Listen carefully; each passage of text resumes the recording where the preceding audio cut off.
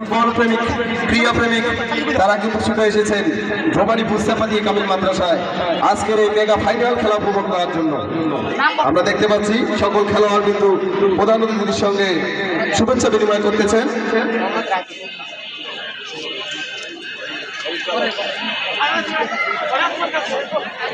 একাদশ বনাম দুই খবর একাদশ অত্যন্ত শক্তিশালী। বন্ধুবাদের প্রতি আমার আদাব এবং অভিনন্দন রইল। আজকের এই যে খেলা, আমরা যখন ছোটবেলায় ছিলাম তখন এইসব ফুটসাল এইসব খেলা ছিল না। এটাকে চাইনিজ ফুটবল বলে, তাই না? আমাদের সময় ফুটবল খেলা এরকম ছিল না। যাই হোক, ইদানিং দেখছি যে এই ধরনের ফুটবল খেলা, যেটাকে ফুটসাল বলেন আপনারা, এটা খুব ব্যাপক চালু হয়েছে। এটা একটা আশার বিষয় যে এটাকে কেন্দ্র করে হলো আমাদের নেক্সট জেনারেশন মাঠমুখী হয়েছে। বর্তমান যে সময়টা আমরা অতিবাহিত করতেছি, সেই সময়ে আমাদের ছেলে সন্তানরা অনেকে মোবাইল আসক্ত হয়ে পড়তেছে, মোবাইলে অনেকে ক্যাসিনো খেলছে। আমাদের সমাজে জুয়ার প্রবণতা বেড়ে গেছে। আমাদের পরবর্তী জেনারেশন অনেকে মাদকে আসক্ত হয়ে যাচ্ছে।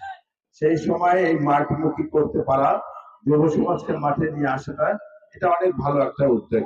আমি যারা আয়োজক তাদেরকে আমি সাধুবাদ জানাই, যেন এই পৃষ্ঠপোষকতা যারা দিয়েছেন তাদেরকেও সাধুবাদ জানাই। আমরা আশা করি এবং বিশ্বাস করি যে আগামীতে আমাদের এই অঞ্চল থেকে দেশের জাতীয় টিমকে নেতৃত্ব দেবে এরকম খেলোয়াড় বের হয়ে আসবে ইনশাআল্লাহ। আমি যে দলের রাজনীতিতে সম্পৃক্ত আছি, আল্লাহর রহমতে আপনাদের সমর্থনে যদি সেই দল ক্ষমতায় আসে, আমরা খেলাধুলার বিশেষ করে উল্লেখযোগ্য কিছু খেলা, ফুটবল, ক্রিকেট, হাডুডু, আমাদের জাতীয় খেলা, এইসব খেলায় আমরা অনেক বেশি পৃষ্ঠপোষকতা দিব এবং খেলোয়াড় তৈরি করার ব্যবস্থা করবো ইনশাল্লাহ। আমাদের এখানে ফুটবল একাডেমি, ক্রিকেট একাডেমি, এগুলা গড়ে তোলার জন্য আমরা উদ্যোগ গ্রহণ করব। খেলার মধ্যে হার জিত আছে। আপনাদের সবাইকে শুভেচ্ছা এবং অভিনন্দন জানিয়ে শেষ করছি। খোদা হাফেজ। বাংলাদেশ জিন্দাবাদ।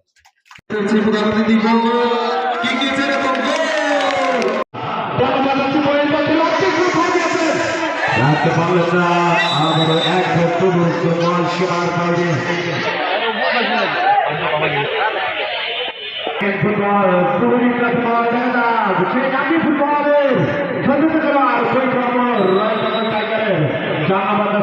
খেলোয়াড়কে রাখতে পারলেন না, এক ভক্তবস্ত বল সীমার বাইরে।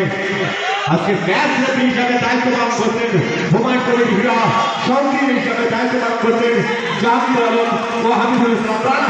ও দাদা, গোলরক্ষক সেই দলের সুন্দর গোলরক্ষক রক্ষণ জায়গায় আবারও দৌড়ে দেখা যাক হুমকি পাইপারে গেলে যাচ্ছে।